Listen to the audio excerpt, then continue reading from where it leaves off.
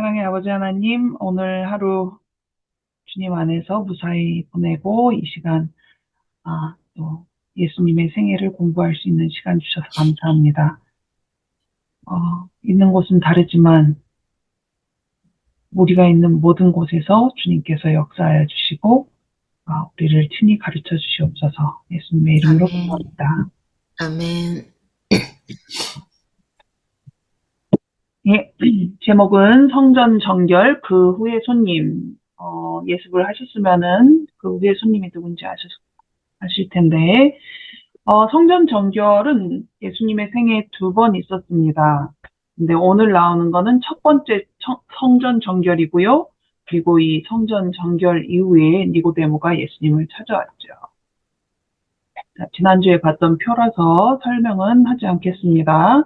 자, 오늘은 첫 번째 6월절 즈음에 있었던 상황이에요.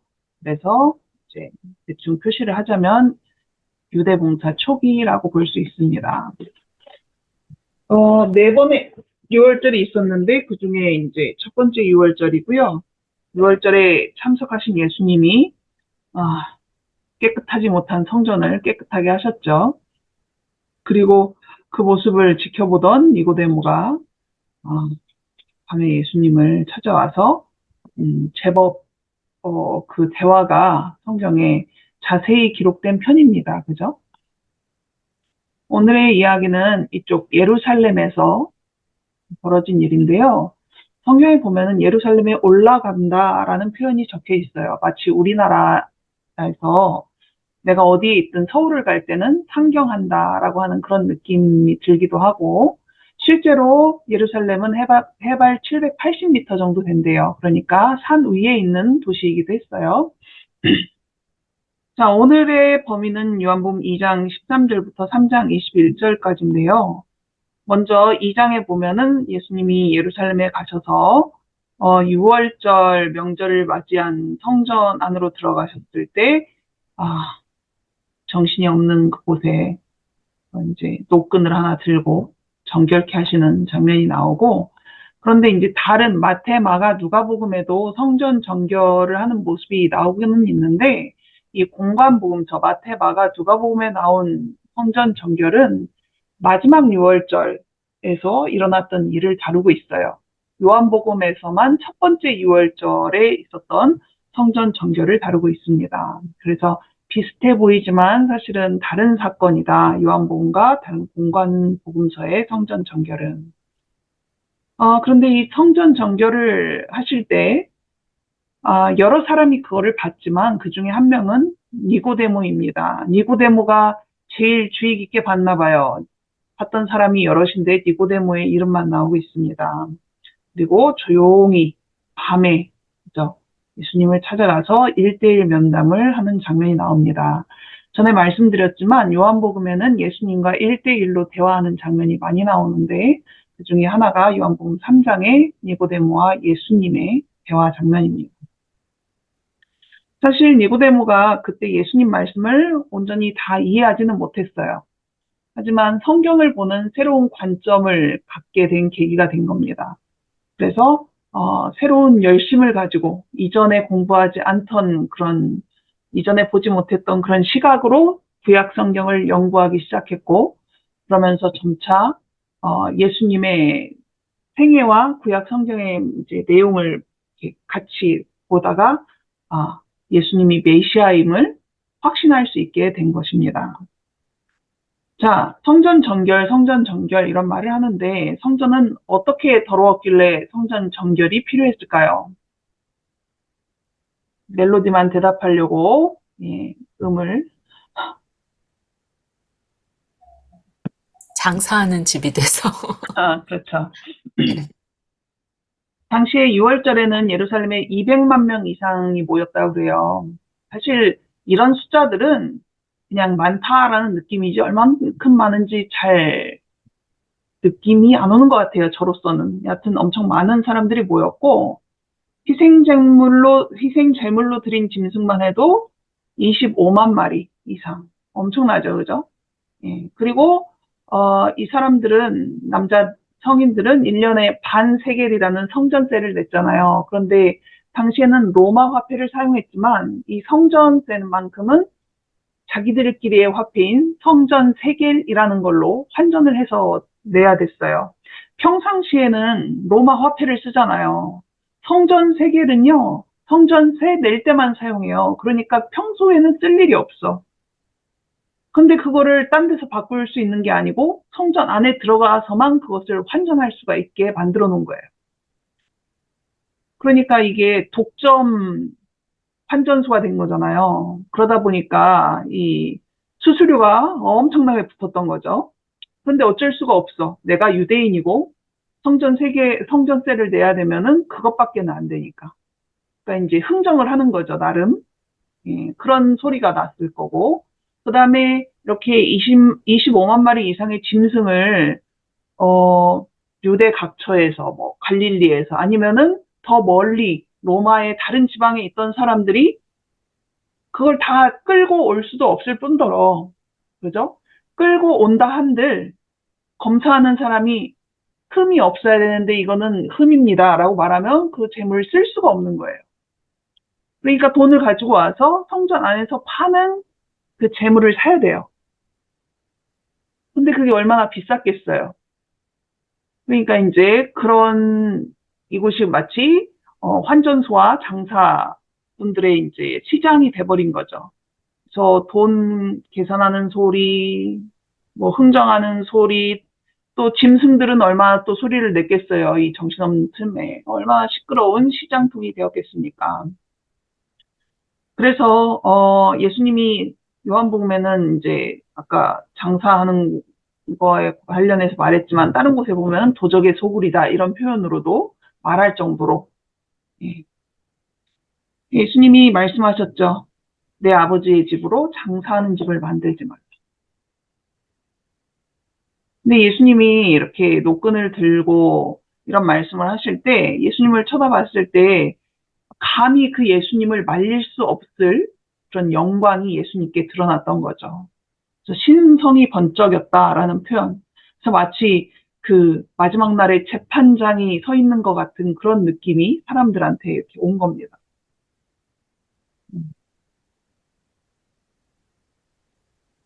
그래서 처음에는 아무도 아무 말도 못하고 이렇게 도망가는 상황이 된 거죠. 그러다가 나중에 다시 이제 정신 차리고 제사장들과 관원들이 어, 예수님에게 와서 이제 따지는 장면이 연출이 됩니다. 네, 노끈으로 채찍처럼 만드셨다고 했지만 그걸로 사람을 때리지는 않으셨어요. 예수님이 그렇게 폭력적인 분은 아니시죠. 하지만 사람들이 볼 때는 그것이 화염검과 같이 무서워 보였다라고 얘기를 합니다. 어, 똑같은 물건을 들고 있어도 내가 죄가 있느냐 없느냐에 따라서 느끼는 게 되게 달라지잖아요. 어, 노끈으로 사람을 때리지도 않았는데 되게 무서운 화염검과 같이 보였다라는 것은 사람들이 예수님의 모습을 볼 때 자신들이 하고 있는 그 죄된 행동 때문에 이렇게 찔림을 받았던 게 아닌가라는 생각이 듭니다. 아, 그래서 달아났죠. 그리고 그런 모습을 보면서 예수님의 제자들은 시편에 나왔던 주의 전을 사모하는 열심히 나를 삼키리라 시편 69편에 나온 말씀인 걸로 알거든요. 그 말씀을 이 예수님이 우리가 지금 따라다니기 시작한 그 예수님이 바로 그 메시아가 맞는 것 같다라는 이 성경 구절이 이렇게 떠오르게 된 거죠. 그러니까 사실 어떻게 생각하면은 제자들이 뭐 무식했다, 갈릴리의 어부들이다 이렇게 말을 하지만 우리보다 훨씬 더 성경을 잘 알았어요. 그죠? 이런 광경을 보고 구약 성경의 시편에 나온 말씀이 기억나는 거잖아요. 자, 그런데 예수님이 이렇게 성전을 정결하게 하시는 것은 그분이 가지신 사명을 선포하시는 것과 마찬가지였다라고 표현을 합니다. 메시아로서의 사명. 하나님이 그 모세에게 처음 성소를 만들라고 하셨을 때 하신 말씀에 보면은 성소를 만드는 목적이 나옵니다. 목적이 뭐예요?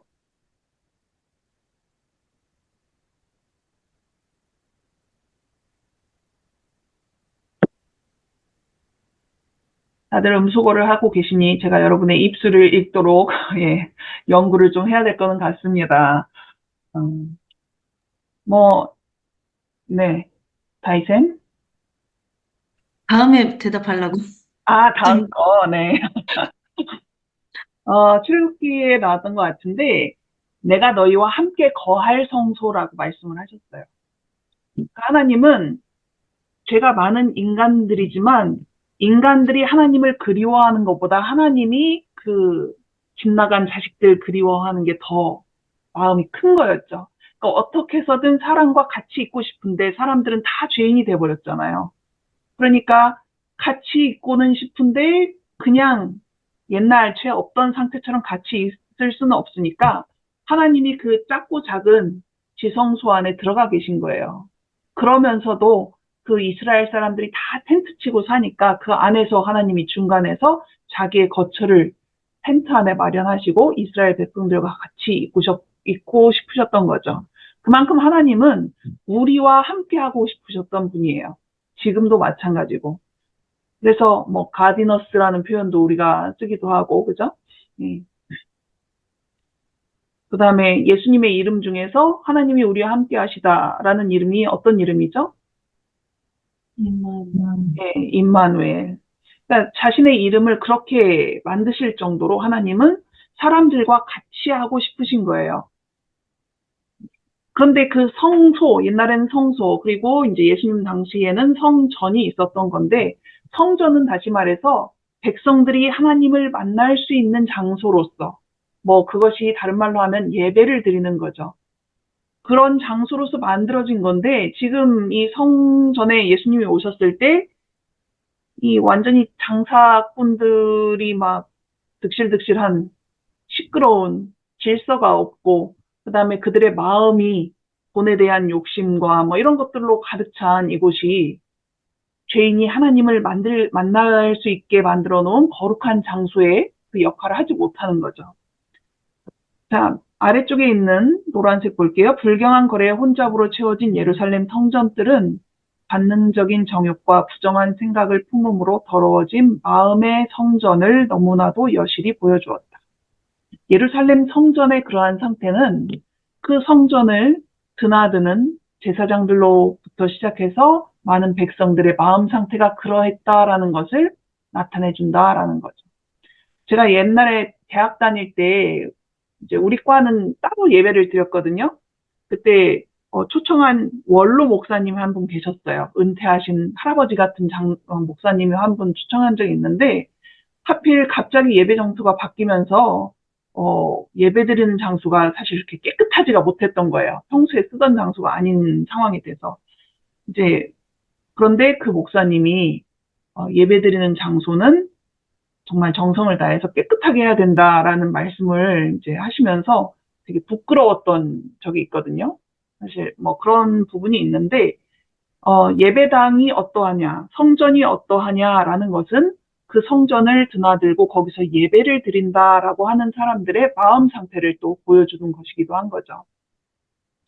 세상에 매매하는 자들로부터 성전을 정결하게 하면서 예수께서는 마음에서 더러운 죄, 곧 영혼을 부패하게 하는 세속적인 욕망, 이기적인 욕정, 악한 습관을 제거하고 정결케 하는 당신의 사명을 나타내셨다. 그러니까 그 건물 성전뿐만이 아니라 그 이후로 사람이 하나님의 성전이 됐잖아요. 예수님은 어차피 무너질 그 성전도 깨끗하게 하고 싶으셨어요. 왜냐하면 그것이 나타내는 의미가 건물이 아니라 우리 안에 들어오고 싶어 하시는, 우리를 만나고 싶어 하시는 거룩한 하나님의 마음을 이제 볼 수 있는 곳이기 때문이죠. 지금은 예루살렘 성전이 없고 우리가 하나님의 성전이잖아요. 예수님은 우리의 마음 속에 하나님이 들어올 수 있는 그런 상태가 되기를 바라시는 거죠. 자, 제목을 이렇게 적었습니다. 고린도전서 3장 16, 17절에 보면은 너희는 너희가 하나님의 성전인 것과 하나님의 성령이 너희 안에 계시는 것을 알지 못하느냐. 누구든지 하나님의 성전을 더럽히면 하나님이 그 사람을 멸하시리라. 하나님의 성전은 거룩하니 너희도 그러하니라. 자, 그렇다면은 지금 우리 교회, 수원국제교회도 성전이지만 우리 모두가 하나의 성전인 거잖아요. 우리의 몸이 성전이 되어 하나님이 임재하시게 하는 것이 하나님의 목적이다. 우리 마음이 세상 것들로 가득 차 있지는 않은가. 물리적 성전을 정결케 하셨던 예수는 지금도 우리의 몸과 마음을 정결케 하기를 원하신다.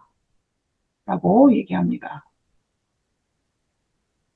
그런데 이 예수님이 성전 정결을 하던 모습을 처음에는 다 도망갔다가 이제 다시 사람들이 나타나서 따지는 사람들이 있었잖아요.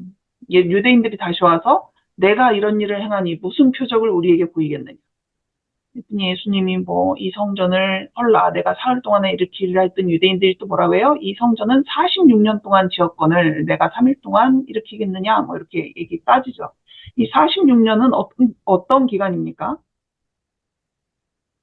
기포 리빌드하고 인터뷰. 여기서 말하는 46년은 그 헤롯 대왕 때부터 시작된 성전 리모델링 공사 기간을 얘기하는 겁니다. 그래서 사실 이때까지도 끝나지도 않았어요. 그 이후로도 계속 되기는 했습니다. 자, 그런데 이 사람들의 말하는 내용을 보면은 이 사람들이 어떤 마음이라는 것이 드러납니까?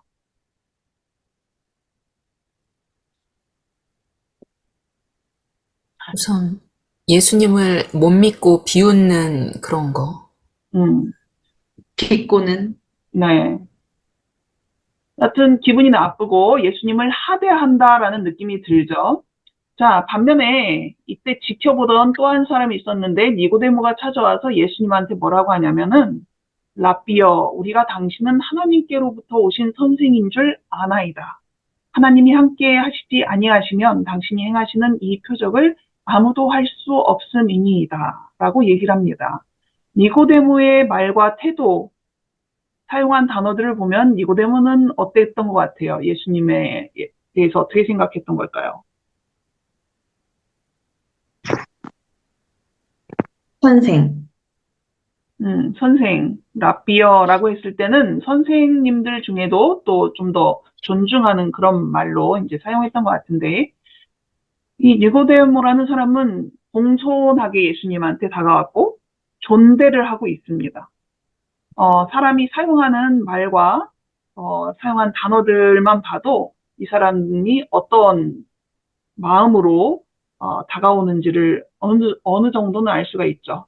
이 유대인들이 예수님께 했던 말과 니고데모가 했던 말을 비교하면은 그 차이가 보이는 것 같습니다.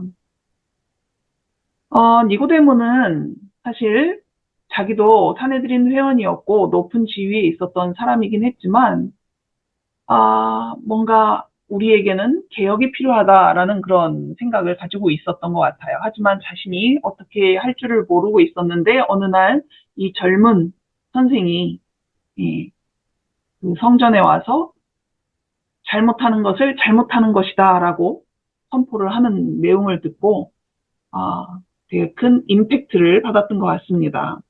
그렇게 찾아온 니고데모에게 예수님은 뭐라고 하십니까? 다짜고짜 진실로 진실로 너에게 이르노니 사람이 거듭나지 아니하면 하나님의 나라를 볼 수 없느니라 라고 말씀을 하시죠.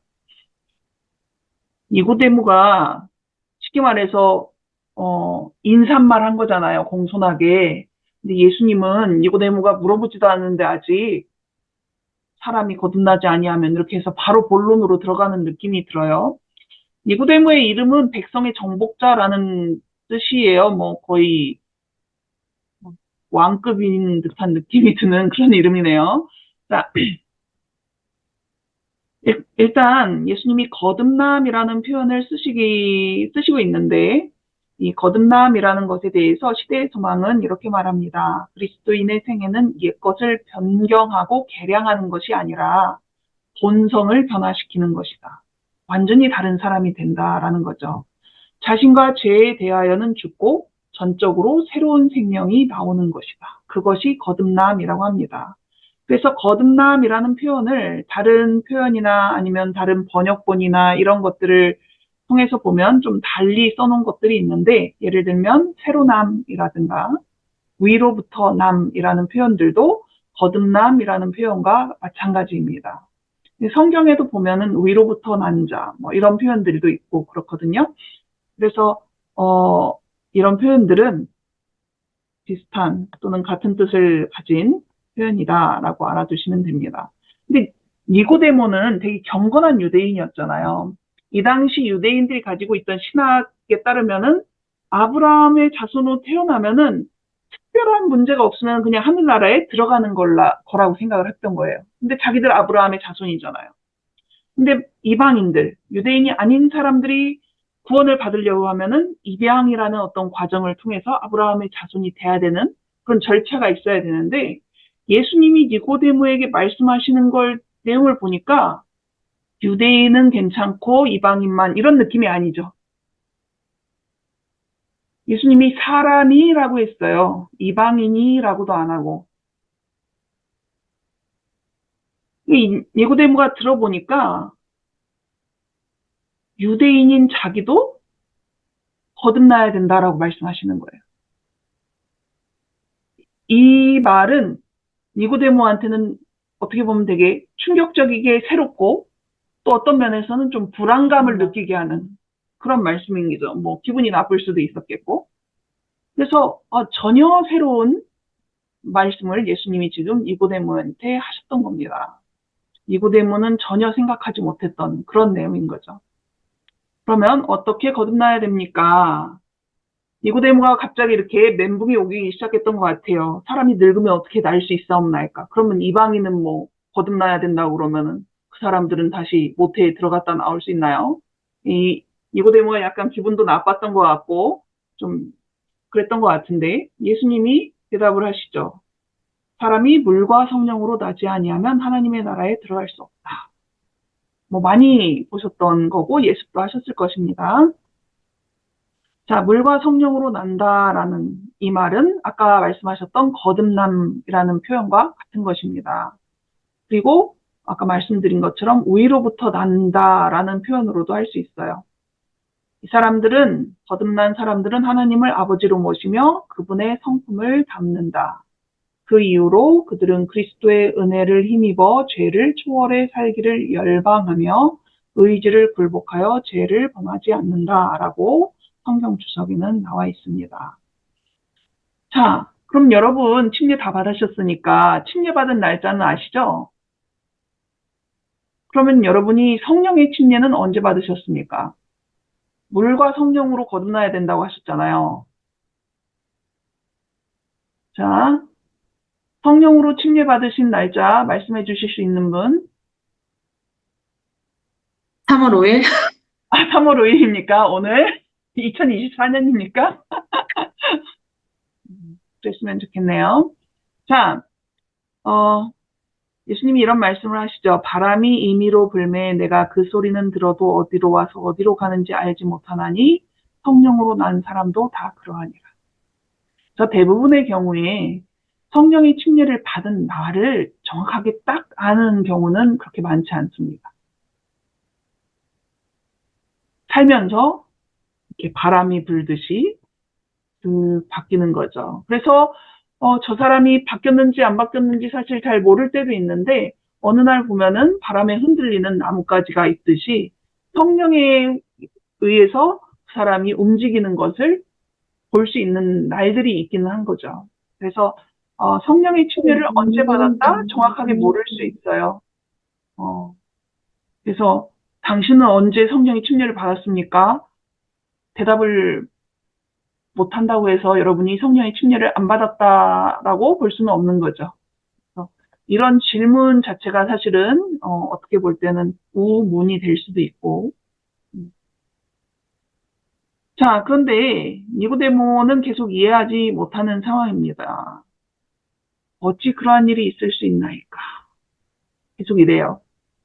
그리고 나서 예수님이 몇 가지 말씀을 하신 다음에 아주 성경 전체에서 가장 유명한 말씀 중에 하나인 요한복음 3장 16절이 등장을 합니다. 모세가 광야에서 뱀을 든 것 같이 인자도 들려야 하리니 이는 그를 믿는 자마다 영생을 얻게 하려 하심이니라. 하나님이 세상을 이처럼 사랑하사 독생자를 주셨으니 이는 그를 믿는 자마다 멸망하지 않고 영생을 얻게 하려 하심이라. 하나님이 그 아들을 세상에 보내신 것은 세상을 심판하려 하심이 아니요 그로 말미암아 세상이 구원을 받게 하려 하심이라. 자, 독생자라는 단어는 어떤 의미입니까?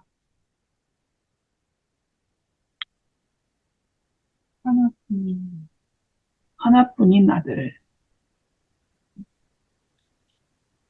사실 저는 이번 거 이렇게 준비하기 전에는 그런 생각 별로 안 했었는데 준비하다 보니까 이 독생자라는 단어를 이렇게 설명해 준 부분이 있더라고요. 어떤 경우에는 그 경우가 적은 수는 아닌 것 같아요. 많은 사람들이 독생자라는 표현 때문에 하나님이 예수 그리스도를 낳았다 라고 이제 오해하는 그런 경우들도 있다고 합니다. 자, 그런데 독생자라는 단어를 헬라어가 원어잖아요. 신약은 모노게네스라는 헬라어를 썼는데 독생자라는 말 때문에 예수님이 하나님 아버지의 아들이니까 하나님보다는 좀 열등하고, 그죠? 하나님이 낳았으니까 마치 아담처럼 어떤 시작이 있고 그런 존재라는 느낌으로 이제 다가오는 거예요. 하지만 어원을 연구하는 사람들, 그 다음에 성경의 다른 곳에 모노게네스가 쓰인 곳들을 이제 연구했을 때, 결론은 뭐냐면, 독생자의 뜻은 가장 귀중하고 친밀한, 유일하고 독특한, 이런 의미지, 누가 누구를 낳았다, 뭐 이런 의미의 뜻은 아니라는 거죠. 어,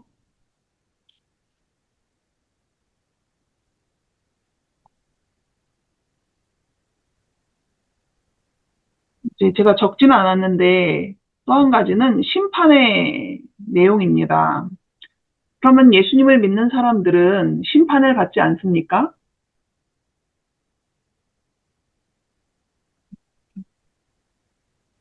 받습니까?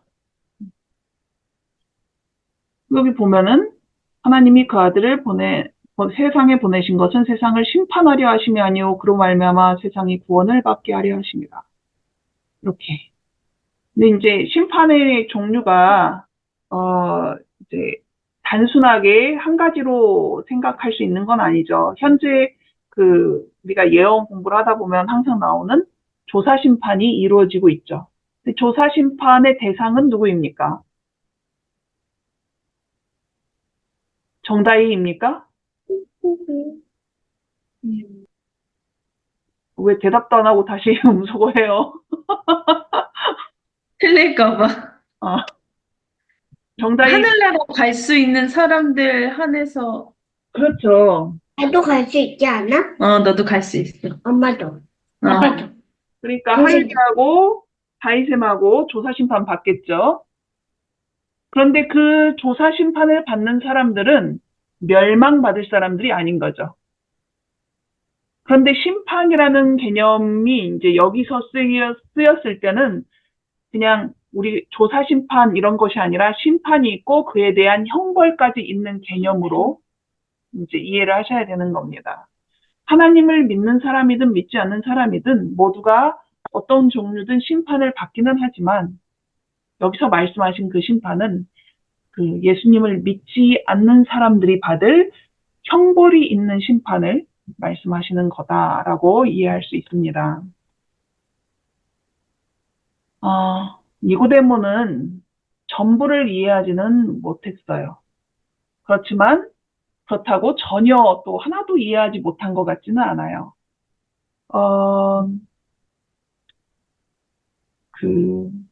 예수님이 말씀하신 것 중에 하나가 인자도 들려야 하리니 라는 말씀을 하셨잖아요. 모세가 광야에서 뱀을 든 것 같이 인자도 들려야 하리니.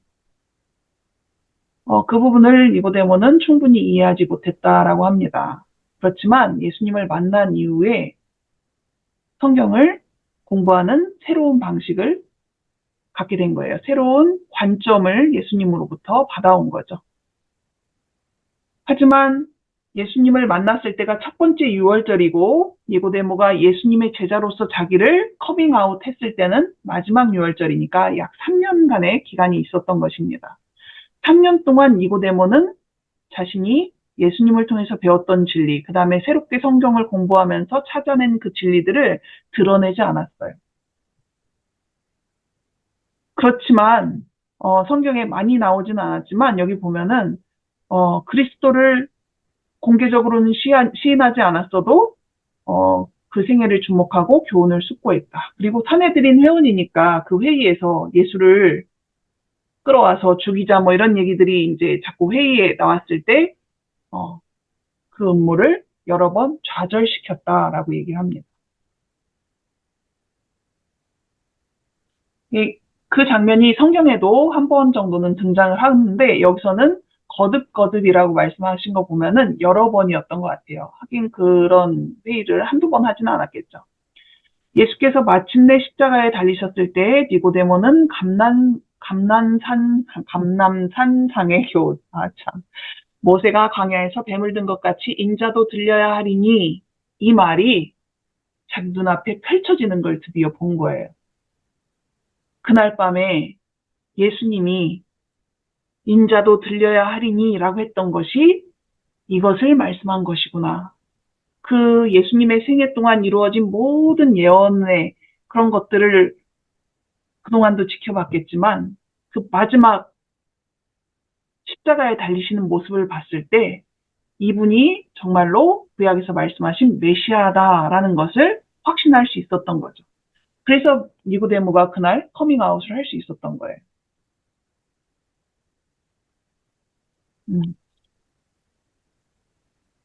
그리고 이제 여기 적지는 않았지만 니고데모는 부자였습니다. 장례식에도 향유를 많이 가져왔다라고 적혀 있지만 니고데모는 부자였어요. 그 예언의 신에 보면은 제자들은 사실 부자가 아니었잖아요.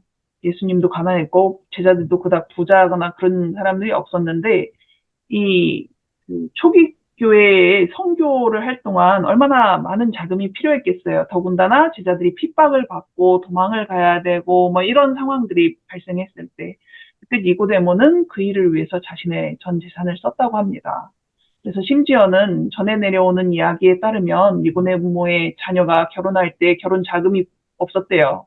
선교 자금으로 다 써서 그럴 정도로 이제 헌신을 했다라는 이야기도 있습니다. 자, 제가 요즘 시간을 넉넉하게 하려고. 자, 피드백 시간입니다. 자, 음소거 제거해 주시고,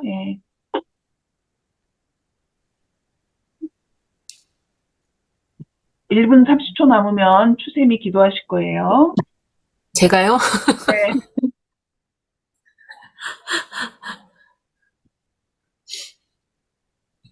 우선은 니고데모가 그 3년, 아까 3년이라고 그랬던 것 같은데, 3년 동안 그래도 그 목사님, 예수님이랑 얘기했던 거를 잘 기억하고 막 겉으로 드러내지는 않았지만, 그래도 자기 할 일, 성경에 비춰보면서 예수님의 그 말씀이 무슨 뜻이었을까 생각하고 그러다가 또 자기의 그런 할 일이 있을 그 시점에 역할을 잘 수행해냈다는 그런 생각이 드네요.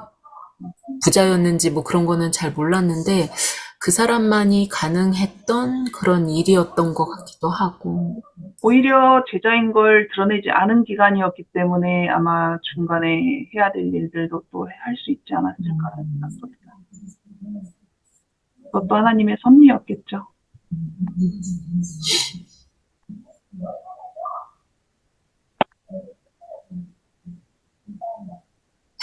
이름을 부르지기 전에는 얘기하지 않겠다, 뭐 이런 결심이신 건가요?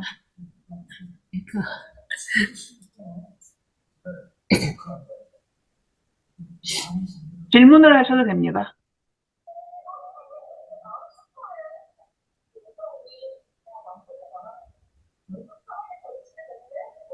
저는 질문이 나올 것 같은 것들도 시간이 부족해서 다 안 넣었는데 질문을 안 하시네요. 자, 멜로디. 내가 하고 싶은 말을 추현이 선생님이 하셨어요. 아, 그런 건 안 돼요. 진짜 그래요. 그래서 연희 먼저 끝까지 잘 해주세요. 하셔야 돼요. 연희쌤은 예수님을 만나고 나서, 네, 저는 예수님을 만나기 전에 니고데모가 그 사내들인 회원 중에서도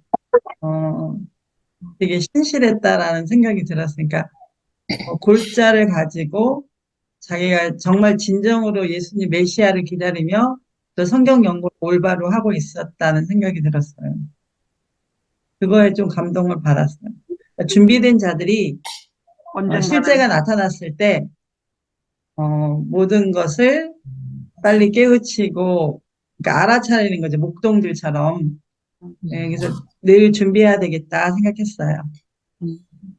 다르구만. 왜 또 똑같다고 그러세요? 아니, 그러니까 예수님 만나기 전, 저 연희쌤이 하고 싶은 그것 후, 그것도 하고 싶었어요. 자, 지아 집사님. 저는 니고데모가 3년 동안에 진짜 이제 예수님이 십자가에 못 박히시기 전까지 어떤 마음으로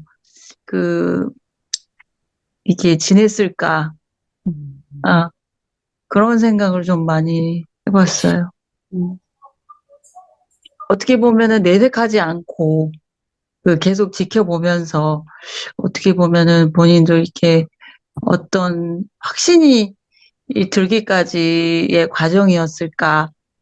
그 3년에 어떤 생각으로 니고데모가 지냈을까? 그거를, 그 사실을, 예수님은 또 알고 계셨지 않았을까? 이제 그런 생각이 들었습니다. 자, 다른 분들은 이제 문자로 남기시면 되겠습니다. 네, 기도하겠습니다. 하늘에 계시는 아버지 하나님, 저희에게 이렇게 말씀을 배울 수 있는 소중한 시간을 주셔서 감사합니다. 이 시간이 이렇게 끝나지만 저희가 또 말씀을 더욱 생각하면서 또 니고데모가 예수님과의 대화를 기억하며 예수님을 계속 생각했던 것처럼 저희도 이 공부를 기억하며 예수님을 생각할 수 있게 도와주시고 저희에게 지혜를 주셔서 말씀을 더욱 밝히 알 수 있게 도와주시고 또 용기를 주셔서 저희가 아는 바를 행동으로 나타낼 수 있도록 도와주시옵소서. 이 시간 이후 아버지 하나님께서 저희와 또 함께 해주시길 바라며 또 이 한 주를 잘 보낼 수 있도록 도와주시기를 바라며 예수님의 이름으로 기도드립니다. 아멘. 아멘.